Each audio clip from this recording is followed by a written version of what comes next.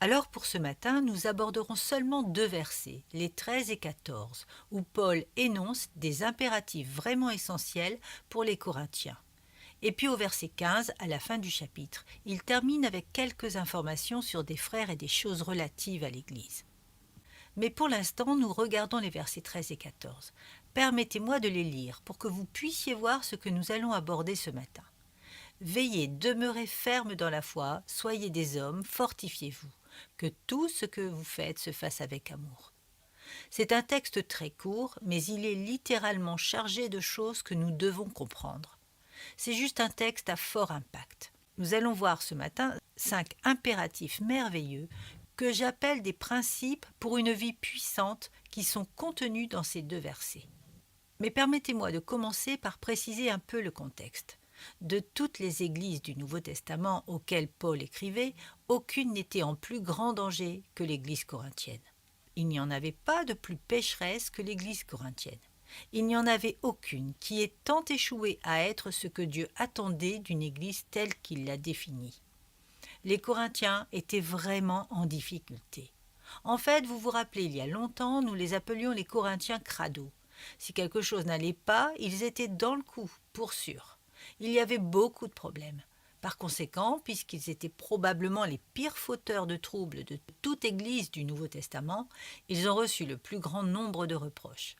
Aucune autre église n'a été aussi réprouvée que celle-ci.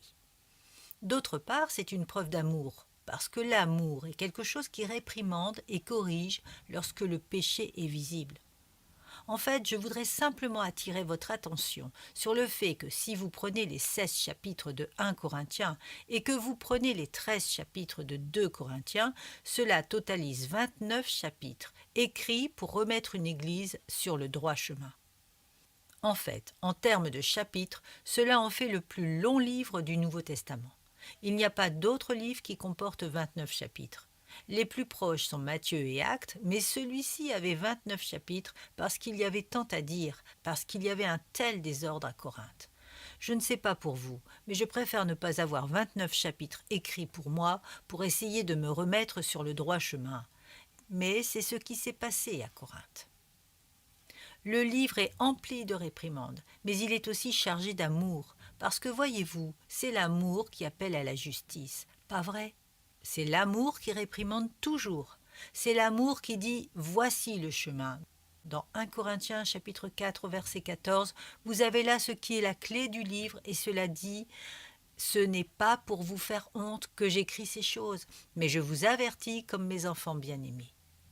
L'épître aux Corinthiens n'a pas été écrit pour leur faire honte. Il ne l'a pas simplement été pour les humilier, mais il a été écrit par amour pour les exhorter à un comportement juste où ils pourraient enfin hériter de la bénédiction de Dieu. C'est donc un livre d'amour. L'amour fait cela, voyez-vous. En fait, tout le livre ressemble un peu au chapitre 13, pas vrai? C'est une grande déclaration d'amour. Alors, Paul les a réprimandés. Oui, mais sa réprimande est une réprimande d'amour. Il leur écrit pour les délivrer de leurs péchés et il aborde chaque problème qu'ils ont. 14 chapitres de cette première épître pour fixer leur comportement dévoyé et un chapitre pour corriger leur théologie déformée. On arrive maintenant au chapitre 16 et à quelques conclusions. Et dans sa conclusion, il y a cette courte phrase dans les versets 13 et 14. Très souvent, à la fin des lettres de Paul, c'est emmêlé. Tout n'est pas toujours étroitement lié.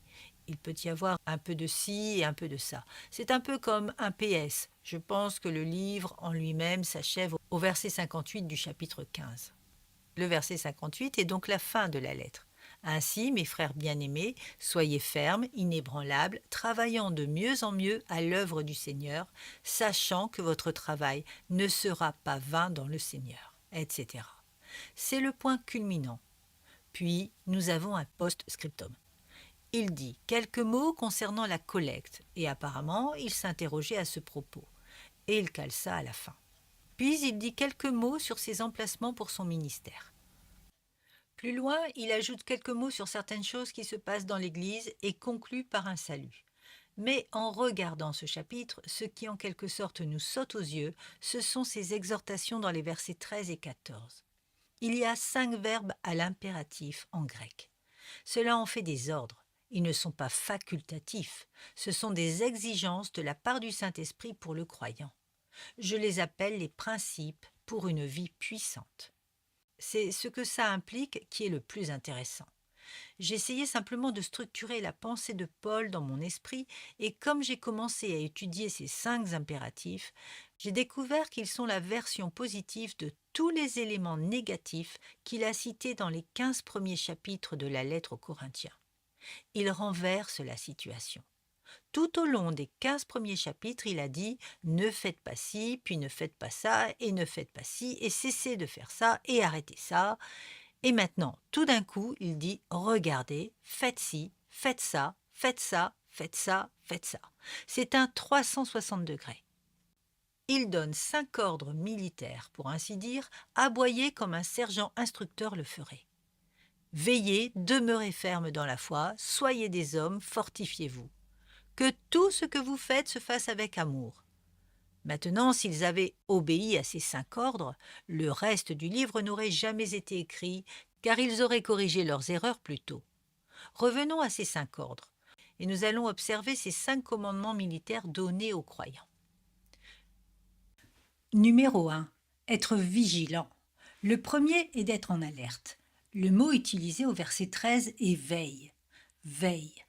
Maintenant, si vous avez nommé votre fils Grégory, vous l'avez nommé celui qui veille. Le mot grec grégoreo, veiller, être alerte, c'est ce qu'il signifie vraiment. Il peut être utilisé dans un sens physique, d'être éveillé par opposition à être endormi. Dans 1 Thessaloniciens chapitre 5 au verset 10, il est dit « Notre Seigneur Jésus-Christ qui est mort pour nous, afin que, soit que nous veillions, soit que nous dormions, nous vivions ensemble avec lui. » Et il utilise ce mot-là pour être éveillé, et cela signifie être vivant par opposition à être mort. Mais dans le même chapitre, 1 Thessaloniciens chapitre 5 au verset 6, il est utilisé de manière spirituelle. Ne dormons donc point comme les autres, mais veillons et soyons sobres. Ainsi, il pourrait s'agir d'un mot d'éveil physique ou il pourrait être utilisé pour évoquer un réveil spirituel. Ici, il est utilisé dans son sens spirituel. Il n'a évidemment pas écrit à des gens qui sont profondément endormis physiquement. Il écrit aux gens qui dorment spirituellement. Il dit « réveillez-vous, soyez attentifs ». Selon la plupart des lexiques, ce mot signifie plus que juste être éveillé par opposition à être endormi. Il évoque l'idée d'être réellement éveillé et d'être conscient. Cela demande un effort constant d'être vigilant.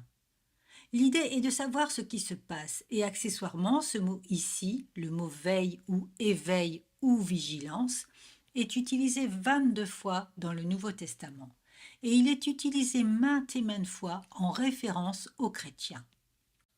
La vie chrétienne doit être une vie de vigilance. Nous devons être éveillés, nous devons être vigilants, nous devons avoir un sens aigu pour comprendre ce qui se passe, pour évaluer la situation et être conscient de ce que prépare l'adversaire. Vous ne pouvez pas vivre votre vie de chrétien, disait Paul, dans un état de stupeur. Vous devez être vigilants. Cela faisait partie du comportement corinthien. Ils étaient dans la stupeur tout le temps. Tout d'abord, beaucoup d'entre eux étaient dans une stupeur physique. Franchement, ils étaient bourrés, ils étaient ivres. Dans 1 Corinthiens chapitre 11 au verset 21, il dit « Lors donc que vous vous réunissez, ce n'est pas pour manger le repas du Seigneur, car quand on se met à table, chacun commence par prendre son propre repas, et l'un a faim tandis que l'autre est ivre. » Il dit « Car quand on se met à table, chacun commence par prendre son repas, et l'un a faim tandis que l'autre est quoi? Il est ivre. » Ils étaient littéralement ivres. Ils étaient donc dans un état de stupeur. En fait, l'une des raisons pour lesquelles vous ne devriez pas vous saouler, entre autres, c'est que lorsque vous êtes ivre, vous n'êtes plus attentif à ce qui se passe dans votre vie chrétienne. Vous n'êtes pas vigilant face à Satan. Vous n'êtes pas vigilant face à la tentation. Vous n'êtes pas au fait de vos besoins. Vous n'êtes pas plus éveillé à quoi que ce soit. Et c'est une bonne raison de ne jamais prendre quoi que ce soit qui vous soumet à son pouvoir et vous empêche d'être en alerte. Eh bien, ils étaient dans un état d'ivresse physique parfois. Mais le plan majeur que Paul évoque ici n'est pas le plan physique, mais le plan spirituel. Ils étaient dans une stupeur spirituelle. Ils n'étaient pas vigilants. Et ça, c'est une situation mortelle pour un chrétien. En passant, lorsque vous voyagez et que vous parlez à plusieurs chrétiens et à diverses églises où la Bible n'est pas enseignée et où ils ne comprennent pas vraiment les principes spirituels, ils vivent la plupart de leur vie chrétienne dans la stupeur. Ils ne savent jamais vraiment ce qui se passe. Vous leur dites une simple vérité spirituelle et vous avez un « oh » comme si ça leur tombait du ciel tout d'un coup. Laissez-moi vous montrer ce que je veux dire. Revenons un peu en arrière dans le texte et à chacun de ces 5 commandements. Je veux vous montrer la situation dégradée à Corinthe et comment ces 5 commandements étaient tout simplement l'opposé de leurs problèmes. Revenons-y.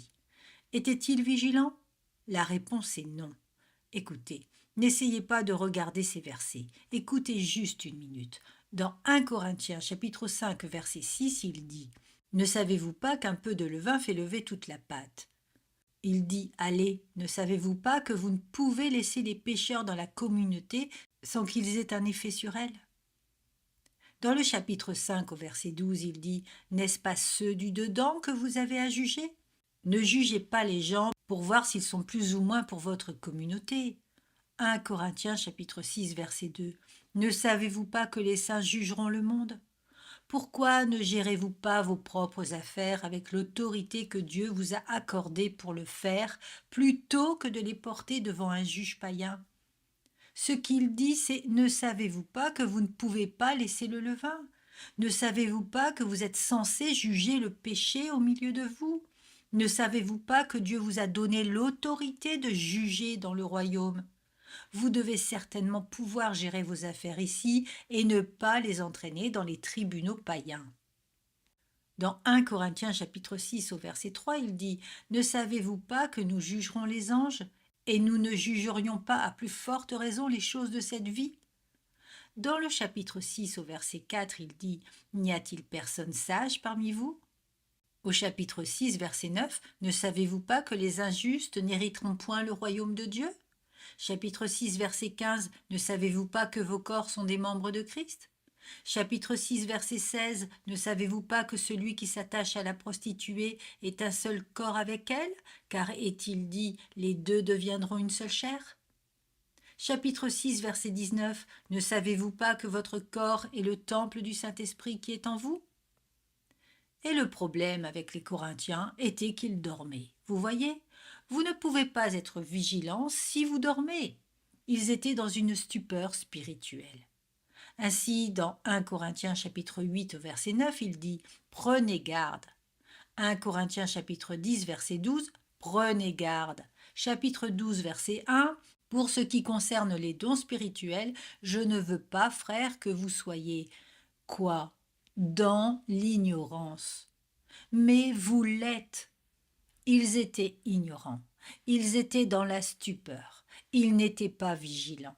Et le résultat a été que tout était souillé. On peut résumer le problème des Corinthiens en lisant au chapitre 6, verset 12, ça fait partie du problème de toute façon. Paul dit « Tout m'est permis, mais tout n'est pas utile. Tout m'est permis, mais je ne me laisserai asservir par quoi que ce soit. » Les Corinthiens, parce qu'ils étaient dans une telle stupeur, ont été soumis à la puissance de tout. Ils étaient victimes de tout, de toute philosophie humaine, de tout mauvais comportement humain. Ils en ont été victimes parce qu'ils n'étaient pas vigilants. Ils dormaient. Ils ne savaient pas, ils dormaient. Vous me direz, eh bien, pauvres gens, ils n'y pouvaient rien. Aussi, ils pouvaient. Ils avaient beaucoup de solutions. C'est pourquoi dans 1 Corinthiens chapitre 15 au verset 34, il dit « Revenez à vous-même comme il est convenable et ne péchez point. » Vous voyez, il les appelle à se réveiller. Écoutez, les croyants doivent être vigilants. Vous ne vivrez jamais une vie chrétienne satisfaisante en baignant dans l'ignorance. Jamais. Vous ne fonctionnerez jamais sur des principes que vous ne connaissez pas. Si vous êtes un chrétien, eh bien j'en sais rien, vous êtes dans la panade. Vous venez de perdre la joie d'être dans la volonté de Dieu et la joie de voir comment Dieu vous bénit lorsque vous êtes dans cette joie de l'obéissance, parce que vous ne savez pas ce qu'est la volonté de Dieu. En fait, le Nouveau Testament nous donne beaucoup d'indices sur ce que nous devons surveiller. John, qu'est-ce que je cherche? Je suis vraiment vigilant, mais qu'est-ce que je suis censé voir?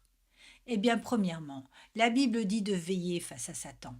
Pierre nous le dit dans 1 Pierre chapitre 5 au verset 8. Soyez sobres, veillez, votre adversaire le diable rôde comme un lion rugissant, cherchant qui il dévorera. Qui est-ce qu'il dévorera? C'est celui qui n'est pas quoi? Celui qui ne veille pas. Vous devez être attentif aux subtilités rusées et astucieuses de Satan. Vous devez comprendre comment il opère. Vous devez savoir que fondamentalement, il est comme un entraîneur de football avec seulement 3 joueurs et qu'il devrait être simple de se défendre. La convoitise de la chair, la convoitise des yeux et quoi? L'orgueil. Il surfe sur ces 3 mêmes vagues tout le temps. Vous devriez connaître ces stratégies. Vous devriez les connaître. Être vigilant. Ne soyez pas pris au piège, parce qu'il se promène à la recherche du gars qui fait une sieste, comme quelqu'un qui se rend sur le territoire des lions, sort de sa voiture et s'installe dans l'herbe pour une sieste. Il cherche ce genre de gars, alors méfiez-vous de Satan. Deuxièmement, faites attention aux tentations. Dans Marc chapitre 14, verset 38, Jésus dit « Veillez et priez, afin que vous ne tombiez pas en quoi? En tentation. Vous devez vous méfier de la tentation. Satan attaque par des biais auxquels vous n'avez jamais pensé. Vous ne pouvez pas simplement vous balader joyeusement dans le monde, vous y exposer sans être affecté par lui. Ça vous blessera. Vous serez exposé à la tentation. Veillez, gardez les yeux ouverts.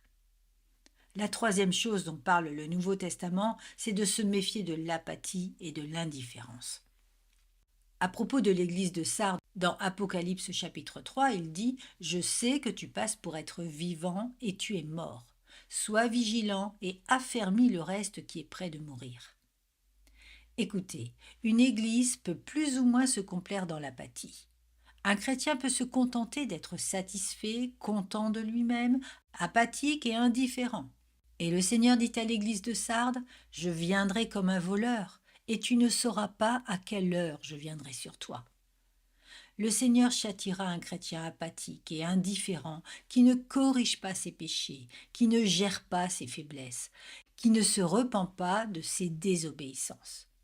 Ne croyez pas que vous pouvez nonchalamment vous laisser aller et faire votre vie tranquille sans conséquence. Je crois que Dieu vous châtiera, et je crois qu'il vous châtiera parce que c'est un Dieu d'amour, qui veut vous remettre dans le droit chemin, afin qu'il puisse vous offrir toutes les bénédictions qu'il veut que vous ayez. Donc, l'apathie est une autre chose dont il faut se méfier. Observez votre vie. Lorsque vous arrivez à un point où vous êtes à l'aise avec votre péché, et que vous n'essayez plus de lui faire face et de le traiter, alors vous êtes vraiment en difficulté. Alors méfiez-vous de cela. Ensuite, méfiez-vous des faux prophètes. En écrivant à Timothée, Paul dit dans 2 Timothée, « Car il viendra un temps où les hommes ne supporteront pas la saine doctrine. Mais ayant la démangeaison d'entendre des choses agréables, ils se donneront une foule de docteurs selon leurs propres désirs. » Au verset 5 de 2 Timothée au chapitre 4, il dit « Veillez ». Vous devez être attentif aux faux enseignements, aux fausses doctrines. Gardez votre esprit vigilant. Cinquièmement, la Bible nous dit de veiller dans la prière. Pierre dit dans le chapitre 4, verset 7, « Soyez donc sages et sobres pour vaquer à la prière. » Paul dit dans Éphésiens chapitre 6, verset 18, « Faites en tout temps par l'Esprit toutes sortes de prières et de supplications. » Nous devons veiller. Vous ne pouvez pas prier sans savoir ce qui se passe. J'avais l'habitude de parler de Marcie quand elle était petite. Elle disait toujours « Cher Dieu, bénissez tout le vaste monde. » Je lui disais « Marcie, tu ne peux pas dire cela. Qu'est-ce que tu veux dire par bénissez tout le vaste monde? Tu dois être précise, ma puce. Dieu bénit le vaste monde, ça ne le fait pas. Ce que vous devez faire est de supposer que Dieu veut que vous priez pour des questions spécifiques. Et c'est ça, veiller. Comment pouvez-vous prier si vous ne savez pas ce qui se passe? Soyez précis. Ok, une dernière chose. Méfiez-vous de Satan, soyez vigilants face à la tentation, luttez contre l'apathie, faites attention aux faux docteurs, veillez dans la prière. Enfin, veillez jusqu'au retour du Seigneur. Le Nouveau Testament dit dans Matthieu chapitre 24 au verset 42 ou chapitre 25 verset 13 et plusieurs autres passages, veillez donc puisque vous ne savez pas quel jour votre Seigneur viendra. Qu'est-ce que cela veut dire être vigilant? Cela signifie-t-il observer tout ce qui se passe? Eh bien, je ne le vois pas aujourd'hui. Non, cela veut dire veiller parce qu'il vient, pas aux alentours. Veillez sur votre vie. Vous n'avez que le temps de faire ce que Dieu vous a donné à faire. Veillez pour que tout se passe bien. Faites simplement cela. Les Corinthiens n'étaient pas vigilants. Par conséquent, ils ont été victimes de Satan. Ils ont été victimes de la tentation. Ils ont été victimes de l'apathie et de l'indifférence. Ils ont été trompés par de faux enseignants. Ils ont été affaiblis par l'absence de prière. Et ils n'étaient pas prêts pour le retour du Seigneur. Ils niaient même la résurrection. Donc Paul leur a dit, regardez, vous pouvez corriger tout cela si vous restez simplement attentifs. Vous voyez cela? Cela résoudra tant de problèmes si seulement vous restez vigilants. Vous me direz, comment fait-on cela? Je vais vous dire comment. Tous les avertissements dont vous avez besoin sont dans la parole de Dieu. Donc, pour rester vigilant, lisez juste ce livre. C'est comme un microscope pointé sur chaque petite subtilité de Satan. Il nous révèle tout. Regardez. Regardez bien dans ce livre et appliquez ces principes.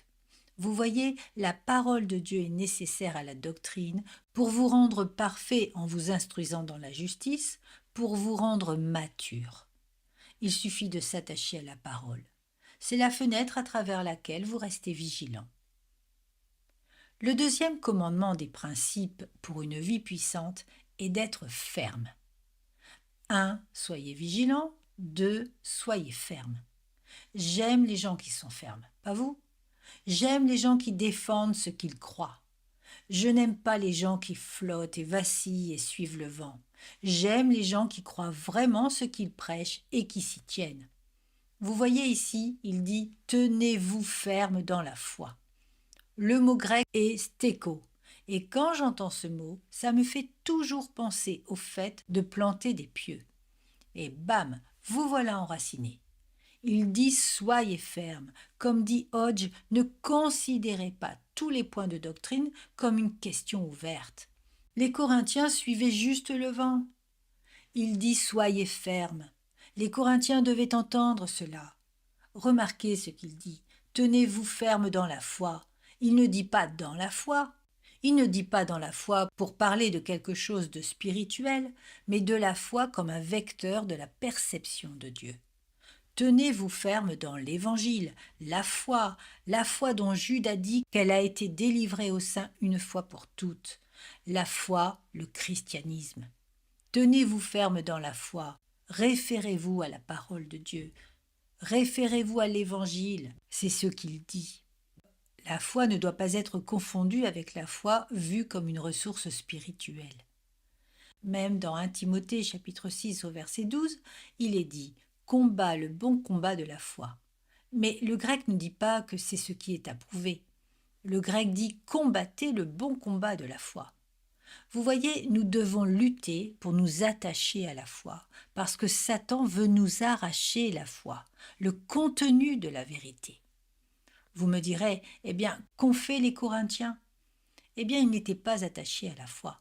Permettez-moi de vous poser cette question. Quelle est la base fondamentale de la foi? Je vais vous répondre. C'est une foi révélée par Dieu, pas vrai? La conclusion est que notre foi, le contenu de l'Évangile, est surnaturellement révélé par Dieu et n'a pas d'égal. C'est une foi révélatrice. Vous savez quoi? Ils avaient même laissé tomber cela en un sens. Laissez-moi vous montrer. Revenons au chapitre 3. Ils ne défendaient pas la foi. Eh bien, revenons au chapitre 1 pour une seconde. Les gens disaient: Oh, cette foi chrétienne, ce truc du christianisme n'est qu'une folie, n'est-ce pas? Juste une folie, c'est ce qu'ils disaient. Car la prédication de la croix, verset 18, est quoi? Une folie pour ceux qui périssent. Une folie. Où est le sage? Où est le scribe? Verset 20. Où est le disputeur de ce siècle? Dieu n'a-t-il pas convaincu de folie la sagesse du monde? Vous voyez? Et ils disent que c'est la sagesse du monde, comme ils l'appellent au verset 21. L'évangile est une pierre d'achoppement, et c'est une folie. Voilà ce que j'en dis. Les Corinthiens avaient réellement permis à la sagesse humaine d'infester aussi l'Église. Ils l'acceptaient sur une base égale à la révélation de Dieu. En d'autres termes, la révélation de Dieu avait perdu son caractère unique. Nous avons étudié cela en profondeur lorsque nous avons abordé ce texte. Ils avaient toutes ces philosophies humaines, vous vous rappelez, qu'ils ont intégrées dans l'assemblée de Corinthe afin qu'ils mêlent la philosophie humaine et la vérité de Dieu. Et vous ne pouvez pas faire cela, mes amis. Ce sont deux choses totalement opposées. La révélation de Dieu ne peut être égalée à la sagesse humaine. Mais ils ont littéralement dénaturé le cœur même du christianisme en jouant avec l'idée que la philosophie humaine était compatible avec la révélation de Dieu. Avançons ensuite au chapitre 3 et au verset 18 où il leur dit que nul ne s'abuse lui-même, si quelqu'un parmi vous pense être sage selon ce siècle, qu'il devienne fou afin de devenir sage. En d'autres termes, si vous pensez que vous êtes vraiment intelligent, vous vous trompez. Soustrayez votre sagesse humaine et ce qui reste est la vraie sagesse. C'est ce qu'il dit, que nul ne s'abuse lui-même. Et c'est ce qu'il faisait. Il s'était fourvoyé en pensant que la sagesse humaine était au même niveau que la révélation de Dieu, et il dénaturait le cœur même de la foi. C'est ce qui se passe aujourd'hui. Nous considérons aujourd'hui que la Bible est simplement un commentaire humain sur la vision de Dieu qui existait au temps où elle a été écrite. C'est de la sagesse humaine. Ils ont dénaturé le christianisme en son cœur même. D'accord? Sur un deuxième plan, après que vous ayez perçu le christianisme comme étant la révélation de Dieu, la deuxième caractéristique la plus grande du christianisme est la personne du Christ. Vous n'êtes pas d'accord? Vous voulez rapidement vous tenir à ses côtés. Les Corinthiens n'essayaient même pas. Regardez le chapitre 12. Ils s'étaient livrés à un mélange de paganisme et de christianisme. Ils avaient amené beaucoup de leurs pratiques culturelles.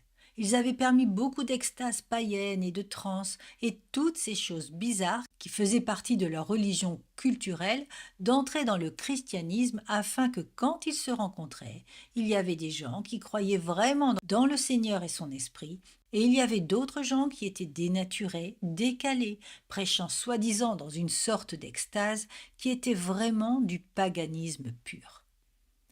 Ce qui s'est passé était vraiment déroutant. Le verset 2 du chapitre 12 nous dit « Vous savez que lorsque vous étiez gentils ou païens, vous vous laissiez entraîner vers les idoles muettes, selon que vous étiez conduits. » En passant, la terminologie ici parle d'être emporté d'une manière extatique, emporté comme quelqu'un qui est dans une sorte de transe spirituelle. Il dit « Vous étiez emportés et menés dans ces extases quand vous adoriez ces idoles muettes. Et maintenant, la réalité, c'est que vous laissez cela se produire dans l'assemblée. Mais je vous dis, au verset 3, nul, s'il parle par l'Esprit de Dieu, ne dit « Jésus est anathème ». Vous savez ce qui s'est passé dans leur assemblée? Les gens étaient littéralement debout, remplis de ces extases soi-disant inspirées par le Saint-Esprit, et maudissaient Jésus. Oui, ils maudissaient Jésus. Or, les Corinthiens n'étaient pas ancrés dans la foi quand ils sapaient l'autorité incontestable de la parole de Dieu et quand ils maudissaient littéralement Jésus. Ils dénaturaient le christianisme en son cœur. Troisièmement, regardez le chapitre 15. Il leur dit au chapitre 15 au verset 12 « Écoutez ceci. Or, si l'on prêche que Christ est ressuscité des morts, comment quelques-uns parmi vous disent-ils qu'il n'y a quoi? Qu'il n'y a point de résurrection des morts? Maintenant, pouvez-vous croire cela? 1. Ils minent l'autorité de la parole de Dieu. 2. Ils nient la réalité de Jésus-Christ. 3. Ils disent qu'il n'y a pas quoi? de résurrection. Ils ont juste dénaturé le cœur de l'Évangile. Voyez-vous, ils n'étaient pas fermes dans la foi. Loin de là. Donc, quand Paul dit « tenez-vous fermes dans la foi », il dit « retournez à l'autorité de la parole de Dieu, retournez à la personne de Christ et retournez à la résurrection, qui sont les grandes pierres angulaires du christianisme. » Vous voyez, c'est vraiment ce qu'il dit quand il dit cette simple phrase « tenez-vous fermes dans la foi ». Il renverse tous les points négatifs que je viens de soulever avec vous.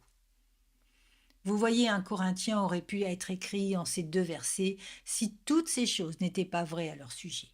Il aurait juste eu à insister sur l'importance de continuer de veiller, de rester ferme dans la foi, de suivre les 5 veillez et soyez fermes. Maintenant, la Bible nous dit d'être ferme, vraiment ferme. Nous devons défendre la foi.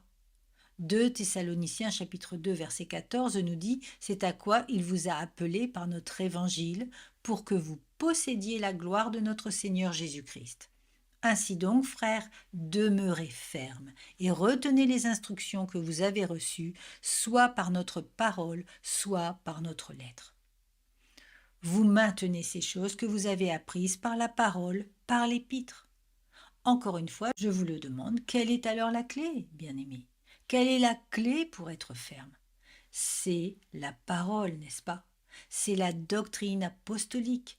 Ce sont les épîtres. Pour pouvoir être vigilant, vous devez étudier la parole pour voir le monde à travers elle. Pour pouvoir être ferme, vous devez savoir quels sont les enseignements de la parole et vous devez rester vigilant. Donc, la clé pour être vigilant, la clé pour être ferme, c'est la parole. En fait, le Nouveau Testament dit souvent d'être ferme. Il dit « demeurez ainsi ferme dans le Seigneur, mes bien-aimés » dans Philippiens chapitre 4, verset 1. Tenez-vous ferme dans le Seigneur, soyez ferme dans votre engagement vers le Christ et dans votre croyance en ses ressources. Il dit « demeurez unis » Philippiens chapitre 1, 27 dit « demeurez ferme dans un même esprit », soyez ferme dans l'unité. Il dit d'être ferme en liberté. Galates chapitre 5 verset 1, c'est pour la liberté que Christ nous a affranchis. Demeurez donc fermes et ne vous laissez pas mettre de nouveau sous le joug de la servitude et ne vous laissez plus attacher au légalisme. Il dit tenez-vous fermes ou soyez fermes dans la volonté de Dieu. Épaphras prie dans Colossiens chapitre 4 verset 12 afin que parfaits et pleinement persuadés, nous persistions dans une entière soumission à la volonté de Dieu. Il est dit « Soyez fermes contre Satan ». Éphésiens 6 « Soyez forts dans le Seigneur, car nous n'avons pas à lutter contre la chair et le sang, etc. etc. » Et ça continue en disant « Et par-dessus tout, quoi ? Se dresser contre Satan ». Nous devons donc être fermes dans notre dévotion au Christ, être fermes dans l'unité, être fermes dans la liberté, être fermes dans la volonté de Dieu, être fermes contre Satan, solides, fermes, pas ballottés de doctrines à tout vent, non séduits par des esprits séducteurs et des doctrines de démons. Les Corinthiens n'étaient pas fermes et ils n'étaient pas vigilants. Ils ne pouvaient donc pas être fermes dans l'Évangile, fermes dans la dévotion au Christ, fermes dans le bon usage de la liberté, fermes dans l'unité, fermes dans la volonté de Dieu ou fermes contre Satan. Ils n'étaient pas assez ancrés dans la parole. Un troisième commandement militaire tiré des versets de Paul, c'est celui-ci. Veillez, demeurez fermes dans la foi. J'aime ça. Agissez comme quoi ? Des hommes. Agissez comme des hommes. J'appelle cela être mature. Soyez mature. Comportez-vous comme des hommes. Cela signifie simplement agir comme un homme. C'est un mot intéressant qui apparaît ici. Je pense, si je me souviens bien, qu'on le trouve seulement à cet endroit dans le Nouveau Testament. Oui, c'est la seule fois où il est utilisé, à part dans la version des Septante et souvent traduite. Soyez de bon courage. Donc, il y a une idée de courage, mais il est également utilisé comme une référence à la maturité. Ces deux notions s'entremêlent, l'idée de courage et de maturité. Mais là encore, ne sont-ce pas des termes presque égaux ? Un enfant, quelqu'un d'immature, n'a pas tendance à être courageux.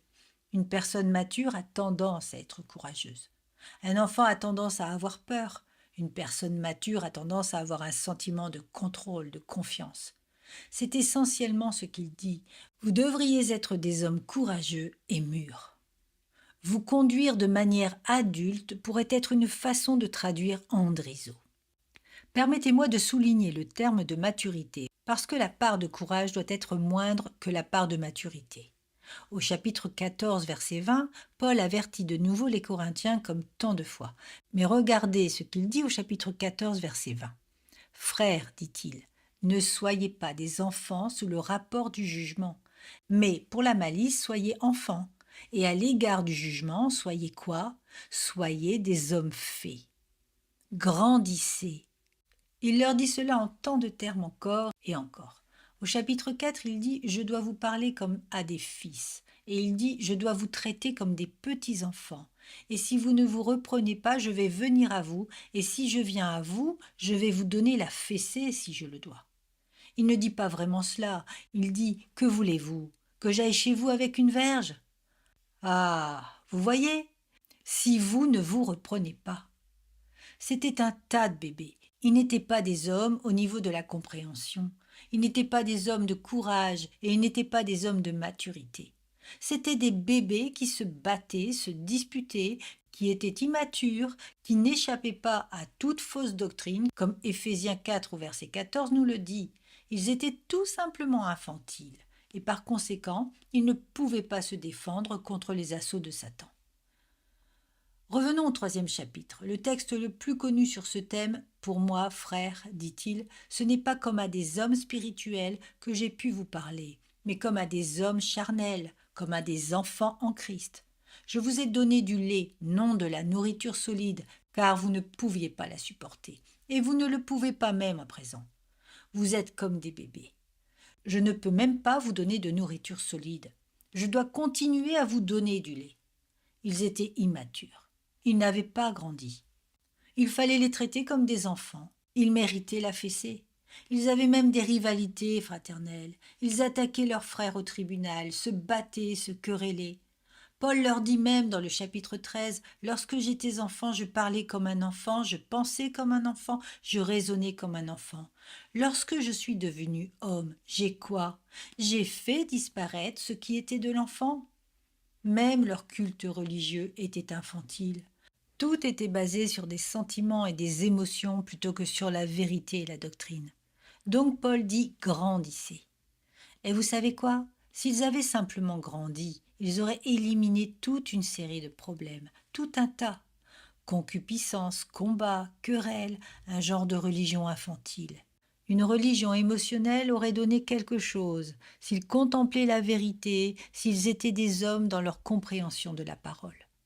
C'est pourquoi je crois que l'enseignement de la parole de Dieu, que la musique que l'Église représente, que la structure de l'Église doit toujours appeler au plus haut niveau pour amener les gens en ce lieu matures et pas toujours aux sentiments et aux émotions qui sont fondamentalement le niveau de l'enfance.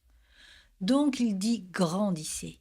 S'ils avaient grandi, ils auraient changé beaucoup de choses. Alors il dit « soyez vigilants ». S'ils étaient vigilants, ils n'entreraient pas dans tout ce désordre. Soyez fermes. S'ils avaient été fermes, ils n'auraient pas abandonné leur théologie. Soyez matures. S'ils avaient été matures, ils auraient éliminé toutes les querelles, les tracasseries, les combats, les insuffisances et les inepties de l'immaturité. D'ailleurs, tout le monde doit être mature, n'est-ce pas? 2 Pierre chapitre 3 verset 18 dit « Mais croissez dans la grâce et dans la connaissance de notre Seigneur et Sauveur Jésus-Christ ». Dans Éphésiens chapitre 4 verset 13, il est dit « Parvenons tous à l'unité de la foi et de la connaissance du Fils de Dieu, à l'état d'homme fait, à la mesure de la stature parfaite de qui? De Christ. Grandissez en celui qui est la tête et ne soyez plus des enfants. Vous voyez, grandissez. » Vous dites « Comment puis-je faire ça, John ?» Je sais être vigilant, je regarde le monde à travers la parole, je sais être ferme, je connais la doctrine de la parole. Mais comment puis-je grandir? Je vais vous dire comment. Tout comme les nourrissons cherchent le lait pur de la parole qui vous fera grandir. Même chose, Étudiez la parole et vous découvrirez comment être vigilant. C'est un excellent point de départ. Vous serez ferme et vous commencerez à mûrir. Ce n'est pas si difficile. Tout est là, dans la parole. Quatrièmement, et c'est le seul verbe de forme passive dans le texte, soyez fortifiés. Il ne dit pas soyez forts. Vous savez pourquoi? Parce que vous ne pouvez pas vous renforcer vous-même. C'est quelque chose que le Seigneur doit faire. C'est comme Paul le dit dans Éphésiens chapitre 6 au verset 10, au reste, fortifiez-vous dans le Seigneur, et par sa force toute puissante. Soyez renforcés, dit-il. Le Seigneur l'a utilisé. Le Seigneur Jésus dans Luc chapitre 2 verset 40 nous dit « Or l'enfant croissait et se fortifiait. Il était rempli de sagesse, et la grâce de Dieu était sur lui. » C'est un mot qui peut signifier un renforcement spirituel, un renforcement intérieur, un homme fort intérieurement, un esprit fort, notez bien, qui peut vaincre la chair. Comme le dit 2 Timothée chapitre 2 verset 1. « Toi donc, mon enfant, dit-il, fortifie-toi dans la grâce qui est en Jésus-Christ. » Un esprit fort surpasse la chair. Les Corinthiens n'étaient pas fortifiés. La chair régnait. Tout ce que la chair leur disait, ils l'ont fait. Ils ne pouvaient pas lutter contre la chair. Il dit « Vous êtes charnels, vous êtes des victimes de la chair. » Maintenant, ce qui est étonnant à ce sujet, c'est qu'ils pensaient qu'ils étaient forts. Ils pensaient qu'ils étaient mieux que tout le monde. En fait, Paul dit au chapitre 4 « Vous croyez que j'ai peur de venir, vous êtes si exceptionnels que j'ai peur de vous voir. » Il ne viendra pas nous voir, nous sommes trop durs à gérer. Il leur dit au chapitre 10 au verset 12 « Ainsi donc, que celui qui croit être debout prenne garde. » De quoi? De tomber. Ils pensaient qu'ils étaient si forts, ils étaient tout sauf ça. Regardez le 4e chapitre et regardez comment Paul traite cette fameuse faiblesse. En fait, il y a beaucoup d'autres illustrations sur tous ces points que nous n'avons pas le temps d'approfondir. Je prends juste une paire d'exemples représentatifs. Mais, comme je l'ai dit, tout le livre est vraiment la version négative de ces 5 principes. Notez dans 1 Corinthiens chapitre 4, il dit au verset 6 « Vous concevez de l'orgueil ». Verset 18 « Quelques-uns se sont enflés d'orgueil ». Chapitre 5, verset 2 « Et vous êtes enflés d'orgueil ». Il n'y a pas à se poser de questions ici. Ils étaient enflés d'orgueil. Ils pensaient qu'ils étaient exceptionnels, des gens très importants, des superstars spirituels. Alors il leur dit « Laissez-moi vous parler un peu, vous êtes si fiers. » Verset 7 « Car qui est-ce qui te distingue? Qu'as-tu que tu n'aies reçu? Et si tu l'as reçu, pourquoi te glorifies-tu comme si tu ne l'avais pas reçu? » Qu'est-ce qui vous fait penser que vous êtes si important? Si vous êtes différent de quelqu'un d'autre, Dieu vous a fait de cette façon. Et si vous possédez quoi que ce soit, c'est Dieu qui vous l'a donné. Et ça n'a rien à voir avec vous de toute façon. Vous pensez vraiment que vous êtes quelqu'un? Ils pensaient qu'ils étaient si forts, ils étaient si suffisants. Donc il leur répond, verset 8, et devient sarcastique. C'est la partie la plus sarcastique du livre. Déjà vous êtes rassasiés, déjà vous êtes riches. Sans nous, vous avez commencé à régner. Puissiez-vous régner en effet, afin que nous aussi nous régnions avec vous. Et il dit, et puissiez-vous régner en effet. Ce n'est que du sarcasme. Puissiez-vous régner en effet. Il pensait tout simplement être des rois, suffisants, riches. Puis il fait une comparaison, car Dieu, ce me semble, a fait de nous apôtres les derniers des hommes. Il commence à les comparer aux apôtres, puisque nous avons été en spectacle au monde, aux anges et aux hommes. Et là, regardez combien il est sarcastique. Nous sommes fous à cause de Christ, mais vous, vous êtes sages en Christ. Nous sommes faibles, mais vous êtes forts. Vous voyez la façon dont il se percevait? Vous êtes honorables, mais nous sommes méprisables. En d'autres termes, Paul dit, comme ça, vous dites que vous êtes les meilleurs et que nous sommes les perdants. Ils étaient fiers à ce point. Ils regardaient les apôtres de haut. Il dit « Jusqu'à cette heure, nous souffrons la faim, la soif, la nudité. Nous sommes maltraités, errants çà et là. Nous nous fatiguons à travailler de nos propres mains. Injuriés, nous bénissons. Persécutés, nous supportons. Calomniés, nous parlons avec bonté.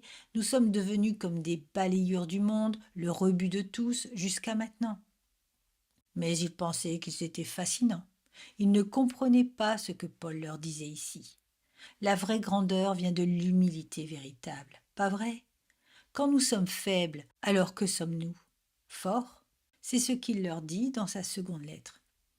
Ils pensaient être si forts, ils n'étaient pas forts du tout.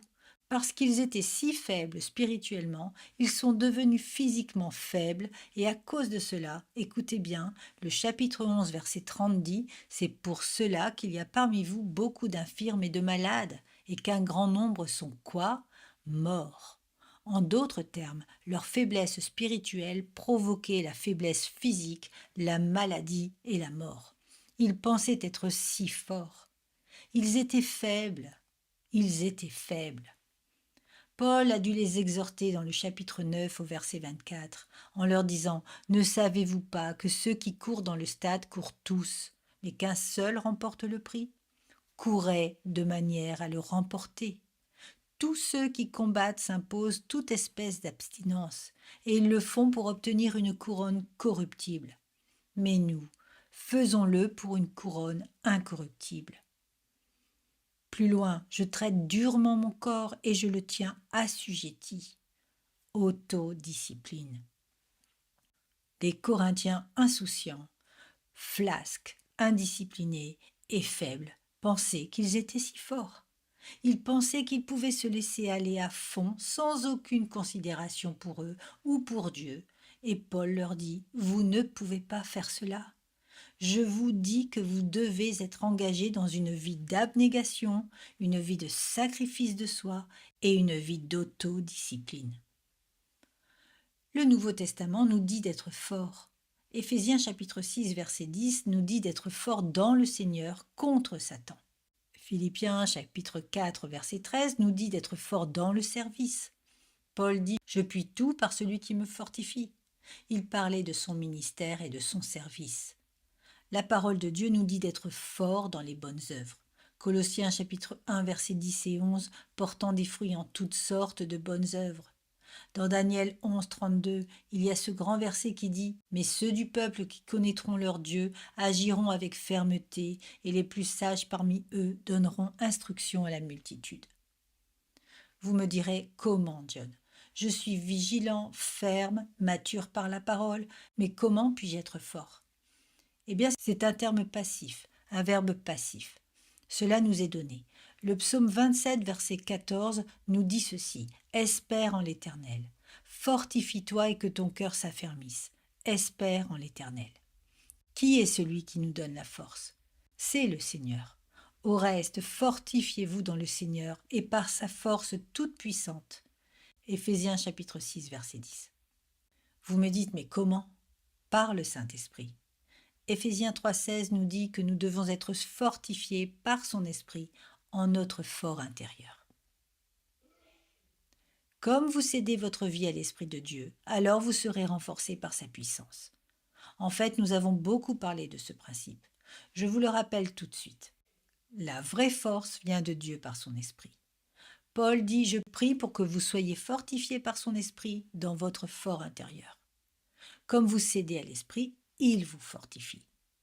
Vous voyez la simplicité de ce que Paul dit ici? Si vous vous attachez à la parole et que vous cédez à l'esprit, vous serez vigilant, vous serez ferme, vous serez mature, vous serez renforcé. Il y a un 5e commandement. Soyez aimants. Soyez aimants. C'est un point important car il équilibre tout le reste. Si nous appliquions simplement les 4 premiers commandements, nous pourrions être vraiment secs et militants aux yeux du monde. Il dit donc au verset 14 que tout ce que vous faites se fasse avec amour, ou littéralement dans l'amour. Que tout ce que vous faites se fasse avec amour. Nous y voilà. Nous venons de recevoir des ordres de marche. Nous venons juste d'être raffermis, prêts au combat, adaptés à la guerre. Nous n'avons pas reçu ces ordres comme un sergent les aurait aboyés à ses troupes durant la bataille. On nous a dit de combattre et dans le même temps, il atténue ses ordres en disant « Au fait, en passant, l'attitude que je veux que vous ayez dans tout ce que vous faites est une attitude d'amour. » C'est le principe magnifique de la tempérance. Le courage sans borne, l'amour infaillible, ils doivent se tenir côte à côte. Trop d'amour et pas assez de fermeté et vous allez vous noyer dans le sentimentalisme. Trop de fermeté et pas assez d'amour et vous allez vous muer en une sorte de théologien cassant. Vous devez être les deux. vous devez avoir l'amour et la saine doctrine. Nous voyons ces choses encore et encore et encore à travers le Nouveau Testament. Elles doivent aller de pair. Que tout ce que vous faites soit fait dans l'amour. Par amour, nous entendons simplement se sacrifier au service de celui qui en a besoin. C'est tout. Se sacrifier au service de celui qui en a besoin. Nous ne parlons pas d'émotion ici. Nous ne parlons pas d'un sentiment, mais d'un acte d'amour, un acte de service. Jésus a dit « Aimez-vous les uns les autres comme je vous ai aimés ». La façon dont il les aimait, c'était de leur laver les pieds. Et c'est ainsi que nous aimons en nous lavant les pieds. C'est répondre aux besoins d'une personne en détresse. Or, les Corinthiens n'aimaient pas. Oh là là, vous le savez, dans le premier chapitre, il dit « Il y a des disputes au milieu de vous ». Chapitre 1, verset 10, il dit « Il y a des divisions parmi vous ». Chapitre 3, il dit « Moi, je suis de Paul, et un autre, moi d'Apollos, je suis de Céphas, je suis du Christ, puisqu'il y a parmi vous de la jalousie et des disputes, n'êtes-vous pas charnels ?» Au chapitre 5, il y a parmi vous de l'impudicité, et une impudicité telle qu'elle ne se rencontre pas même chez les païens. C'est au point que l'un de vous a la femme de son père. Plus loin, il dit « Vous vous attachez même à la prostituée ». Ils avaient tout simplement dénaturé tout ce que représente l'amour. Au chapitre 6, ils se poursuivaient en justice. Au chapitre 7, les partenaires mariés se refusaient l'un à l'autre. Dans le chapitre 8, les frères les plus forts menaient les frères les plus faibles à leur chute. Au chapitre 11, ils se goinfraient à la table du Seigneur et les pauvres arrivés en retard n'avaient rien à manger. Il n'y avait pas d'amour là-dedans. Ils n'aimaient pas. Ils avaient une approche sans amour des dons spirituels. Ils n'étaient pas aimants en quoi que ce soit. Paul renverse vraiment tout leur mode de vie dans cette déclaration que tout ce que vous faites soit fait dans l'amour. Cela aurait tout résolu. Il nous dit alors deux choses. Vous voulez ramener votre Église dans le droit chemin ?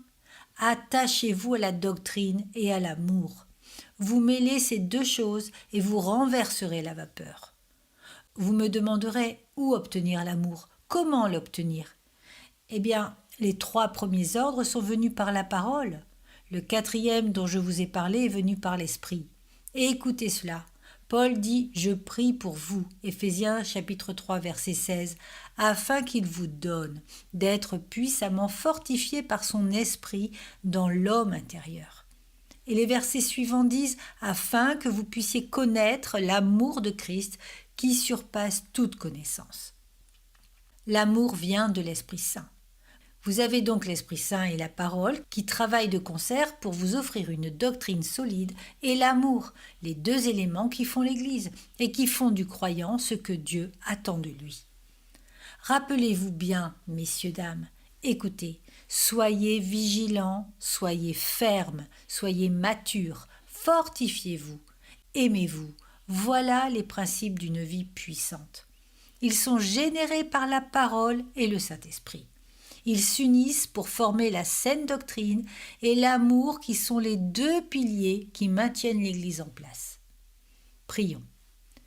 Merci Père, encore une fois pour les vérités pratiques de la parole de Dieu et nous savons que tu désires que nous la proclamions avec audace et que nous y obéissions avec empressement.